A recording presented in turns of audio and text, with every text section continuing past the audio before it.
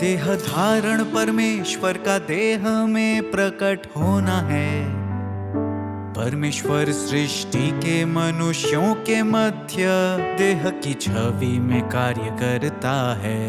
चूंकि वह परमेश्वर का देह धारण है तो उसे सबसे पहले देह होना होगा, सामान्य मानवता वाली देह। यह सबसे मौलिक आवश्यकता है।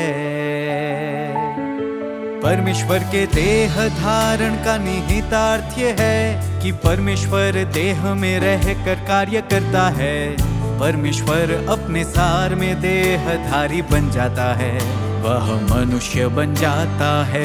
देहधारी परमेश्वर की मानवता उसके दैहिक सार के लिए अस्तित्व में है। मानवता के बिना कोई देह नहीं हो सकता और मानवता के बिना कोई व्यक्ति मानव नहीं होता।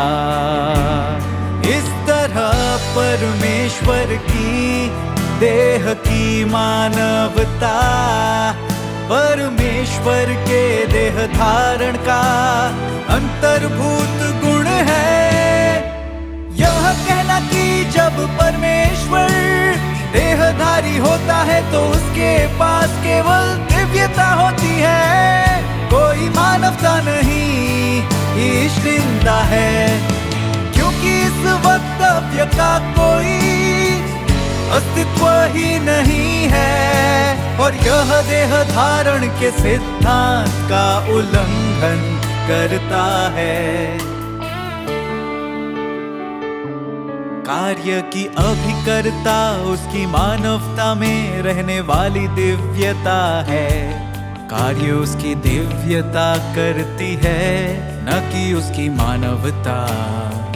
मगर यह दिव्यता उसकी मानवता में छिपी रहती है। सार रूप में उसका कार्य उसकी संपूर्ण दिव्यता द्वारा ही किया जाता है, न कि उसकी मानवता द्वारा।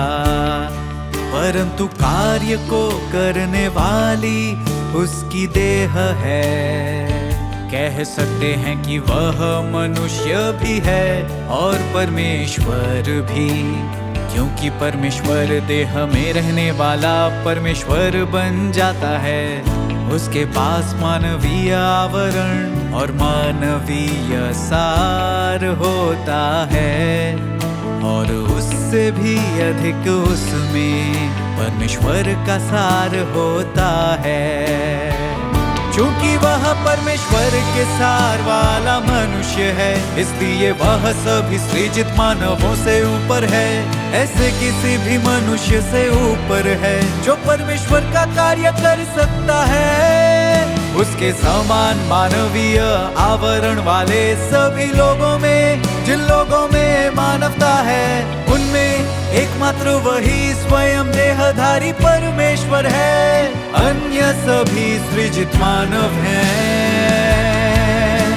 यद्यपि उन सभी में मानवता है, किंतु सृजित मानव में केवल मानवता ही है, जबकि देहधारी परमेश्वर भिन्न है।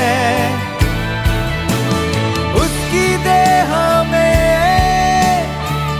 न केवल मानवता है, बल्कि सबसे महत्वपूर्ण ये है कि उसमें दिव्यता भी है।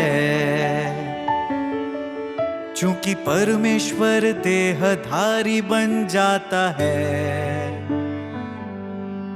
उसका सार मानवता और दिव्यता का संयोजन है।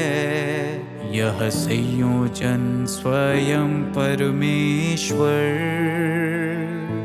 पृथ्वी पर स्वयं परमेश्वर कहलाता है।